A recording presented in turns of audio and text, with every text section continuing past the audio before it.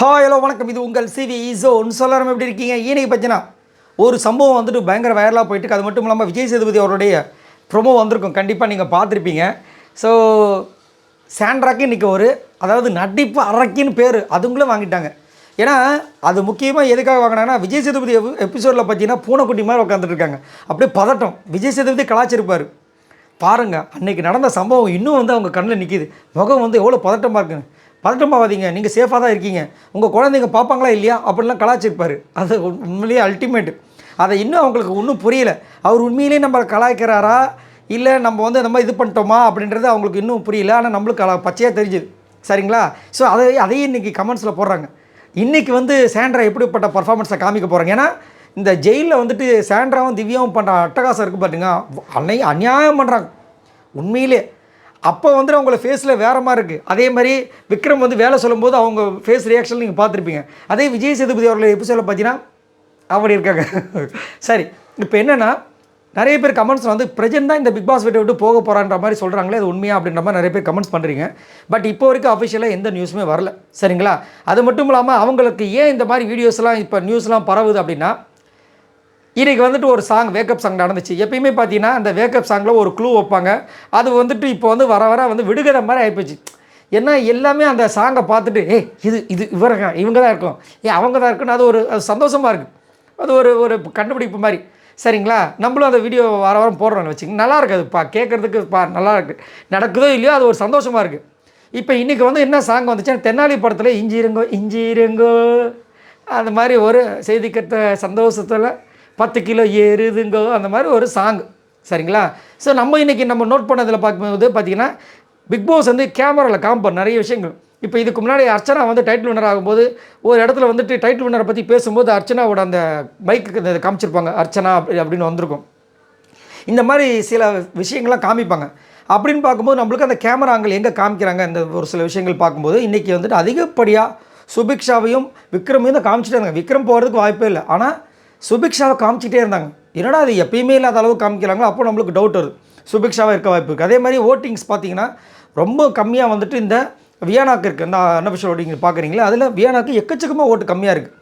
அவங்க தான் லாஸ்ட்லேயே இருக்காங்க. ஸோ அவங்களையும் காமிச்சாங்க அதிகப்படியாக. ஸோ அப்படின்றப்போ இவங்க 2 பேர் தான் போக போகிறாங்கன்ற மாதிரி தான் இப்போ போயிட்டுருக்கு. ஆனால் அதை உள்ளே இறக்கி அதை அலாசி ஒரு சில பேர் என்ன சொல்கிறாங்கன்னா இஞ்சிரங்கோன்னா கணவன் மனைக்குள்ளே பேசுகிற விஷயம் தானே. இப்போ தென்னாலி மூவியில் பார்த்தீங்கன்னா ஜெயராம் அவங்களும் தேவையானவங்களும் தான் நடிச்சிருப்பாங்க, ஹஸ்பண்ட் அண்ட் ஒய்ஃப். சிஸ்டர் யார்? ஜோதிகா. ஸோ இங்கே யார் இருக்குது ஹஸ்பண்ட் ஒய்ஃபா? Prajan and Sandra. சிஸ்டர் யார்? திவ்யா. அப்போது பிரஜன் தான். எப்படி அதை சொல்கிறீங்க? திவ்யாவுக்கு ஓட்டு நல்லா இருக்கா, சாண்ட்ராக்கு ஓரளவுக்கு பர்ஃபார்மன்ஸ் இருக்கா, பிரஜனுக்கு சரி. அடுத்த ஒரு க்ளூவை கொடுக்குற பாருங்க. நேற்று என்ன நடந்துச்சு? ப்ராங்க்னு ஒன்று நடந்துச்சா? அதில் ஸ்டார்டிங் நட்டுனது பி. அப்போ பிரஜன் அப்படின்ற மாதிரி எடுத்துகிட்டு வராங்க.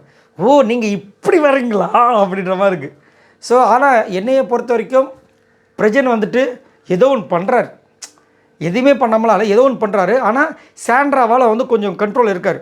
ஆனால் சுபிக்ஷா என்ன பண்ணுறாங்க நல்லா நோட் பண்ணி பாருங்கள். அரோரா என்ன பண்ணுறாங்க நோட் பண்ணி பாருங்கள். ரம்யா என்ன பண்ணுறாங்க நோட் பண்ணி பாருங்கள். இவ்வளோ பேர் உள்ளே இருப்பாங்களா? கெமி என்ன பண்ணுறாங்க? இவ்வளோ பேர் உள்ளே இருக்காங்க. இவங்களெல்லாம் விட்டுட்டு பிரஜன்மலை போய் இப்போ தானே வயல் காட்டில் வந்தார். அவராவது மான்கரத்தை ஸ்டாங்க அந்த இதை ஸ்டைல்லாம் கொடுத்துட்டு இருந்தார், ஏதோ ஒன்று பண்ணிகிட்ருக்காரு. ஆனால் இன்றைக்கி அவருக்கு செம்ம டோஸ் இருக்குது. ஏன்னா விக்ரம் ஒரு சில விஷயங்கள் பேசும்போது நேற்று காலை அப்படி தூக்கியிருப்பார். இப்போ நான் காலை காட்ட முடியாது, அவர் தூக்கியிருப்பார். அதெல்லாம் ரொம்ப தவறான விஷயங்கள். அதை கண்டிப்பாக கேட்பார். அது மட்டும் இல்லாமல் இன்றைக்கி செம்ம தர்மடி இருக்குது 2 பேருக்கும். ஏன்னா அவங்க சாண்ட்ரா அழகாக ஒரு விஷயம் சொல்லியிருப்பாங்க. இந்த மாதிரி நம்மளை வச்சு செய்வார் சேது, எப்படி சொல்கிற அப்படின்னு இவர் கேட்டிருப்பார். ஏன்னா குரூப் விஷயத்துக்கு ஆப்போசிட்டாக நம்ம வந்தோம். ஆனால் இப்போ என்னாச்சு, குரூப் விஷயத்துக்கு நம்ம ஆப்போசிட்டாக பண்ணிகிட்ருக்கோம். ஸோ இங்கே நம்மளே ஒரு குரூப்பிசமாக இருக்கிற ஒரு காரணத்தினால ஜஸ்ட் ஒரு சின்ன ஒரு இடைவெளி வந்துடுச்சு, ஃபோன் வந்துடுச்சு. அதனால் குரூப்பிசம் இருக்கிற காரணத்தினால நம்ம குரூப்பிசம் உடைக்க நம்மளே ஒரு குரூப்பிசமாக பண்ணி நாமினேஷன் பண்ணுறோம், குரூப்பாக சேர்ந்து ஒஸ்ட்டு பர்ஃபார்மன்ஸில் தேர்ந்தெடுக்கிறோம். அது மட்டும் இல்லாமல் பிரஜன் அங்கே உட்காந்துருப்பார், எங்கள் 2 பேரும் சொல்லு ஒஸ்ட்டு பர்ஃபார்மன்ஸில் அப்படின்னு அங்கே ஒரு கோடு வரும். இதெல்லாம் தேவையில்லாதது. ஸோ இதெல்லாம் அவங்களுக்கு அப்பயே சொல்லியிருப்பாங்க. பிரஜன் அப்படியா நம்ம என்ன தேவையில்லாமையாக பண்ணோம், அவங்க அந்த மாதிரி பண்ணுறாங்க, அதனால தானே நம்ம ஒன்று சேர்ந்துருக்கோம் அப்படின்ற மாதிரி சொல்லியிருப்பார். அது மட்டும் இல்லாமல் சாம்பார் ஸ்குவாடுக்கு ஒரு பெரிய பிரச்சனை வந்துச்சு. ஆனால் கடைசியில் என்ன ஆகிடுச்சுன்னா சாம்பார் ஸ்குவாட் பிரச்சனையே காரணமே சாண்ட்ரா தான்ற மாதிரி ஒரு முத்திரையை குத்திட்டாங்க. ஆனால் அது உண்மை கிடையாது. இவங்க சாண்ட்ரா வந்து பிரச்சனைகள் பண்ணாங்க, இல்லைன்னு சொல்லலை.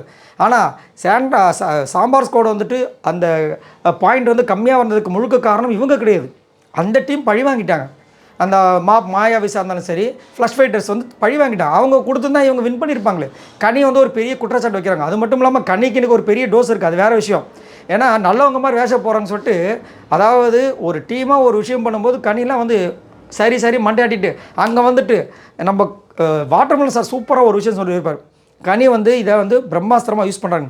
காலையில் இப்போ லைவில் பார்க்குறோம், சோறை சட்டியில் போட்டு உள்ளே இருக்கிற சாண்ட்ரா திவ்யாவுக்கு ஊட்டி விட போகிறாங்க, எஃப்ஜேக்கு ஊட்டி விடுறாங்க. நான் என்ன எதுக்குன்னு கேட்குறேன் நான். ஏன் அவங்களுக்குலாம் கையிலேயே சாப்பிட மாட்டாங்களா? இதை தான் ஒரு ஆயுதமாக யூஸ் பண்ணுறாங்க அப்படின்ற மாதிரி ஒரு விஷயத்த பண்ணுறாங்க. ஆனால் கனிக்கு வந்துட்டு இது வந்து ரொம்ப பிடிக்கும். சின்ன வயசுலேருந்தே நான் வந்து ஃபேமிலி ஓரியன்டாக இருந்தேன், அது மாதிரி கதையெல்லாம் சொல்லியிருக்காங்க. பட் இது வந்து கேம் அப்படின் போது இவங்க என்ன பண்ணாலும் அது கேமாக தான் பார்க்கப்படும். சரிங்களா? இப்போ வந்துட்டு சாண்ட்ராக்கு தான் இந்த ப்ரொமோவே தெரிஞ்சிருக்கும். இப்போ பிரஜின் வந்துட்டு போகிற மாதிரி ஒரு அப்டேட் வந்திருக்கு. அதான் அப்டேட் வரல, எல்லோரும் பேசிக்கிட்டு இருக்க ஒரு விஷயம்.